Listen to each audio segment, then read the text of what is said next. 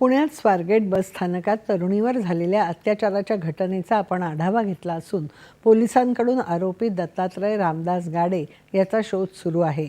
आरोपीच्या संभाव्य ठिकाणाचा सुगावा लागला असून त्याला ताब्यात घेण्यासाठी 8 तुकड्या रवाना करण्यात आल्याची माहिती गृहराज्यमंत्री योगेश कदम यांनी आज पत्रकार परिषदेत दिली।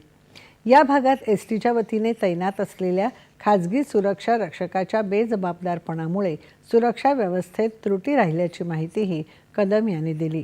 आरोप प्रत्यारोप करण्यापेक्षा आरोपीला लवकर ताब्यात घेण्यावर लक्ष केंद्रित करावं, त्यातून नक्कीच अनेक गोष्टी समोर येतील असं ते म्हणाले। पोलिसांनी अर्ध्या तासाच्या आत आरोपीची ओळख पटवली, त्यामुळे या घटनेनंतर तपासात पोलिसांकडून दुर्लक्ष झाल्याचं म्हणता येणार नाही असं ते म्हणाले। 20 तास त्या एसटी स्टँडमध्ये सिक्युरिटी पुरवणं हे एसटी महामंडळामार्फत केलं जातंय। त्यासाठी प्रायव्हेट सिक्युरिटी एजन्सी हायर केलेली आहे, त्याला आपण पैसे देतोय। त्या प्रायव्हेट सिक्युरिटी एजन्सी मार्फत तिथे सिक्युरिटी ही व्यवस्थित नाही ठेवली गेली, जी जबाबदारी डेपो मॅनेजरची आहे ना। आणि म्हणून मला वाटतं जर का सिक्युरिटी तिथे येत नाहीये, एक पत्र व्यवहार करून आपण आपली जबाबदारी झटकू शकत नाही। एक प्रायव्हेट एजन्सी हायर केलेली असताना ते प्रायव्हेट एजन्सी मार्फत तिथे सिक्युरिटी चे लोक आहेत की नाही, त्याची ड्युटी करतायत आहेत की नाही, ही देखील जबाबदारी त्यांची आहे। आणि म्हणून मला वाटतं ही टोळाटोळाचा हा प्रश्न नाही।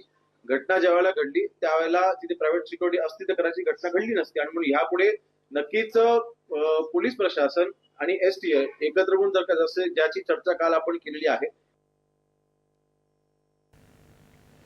यासह स्वारगेट बस स्थानकाच्या सुरक्षेसाठी आधुनिक CCTV बसवण्यात येत असून त्यासाठी 437 कोटी रुपयांचा निधी मंजूर करण्यात आल्याचंही त्यांनी सांगितलं।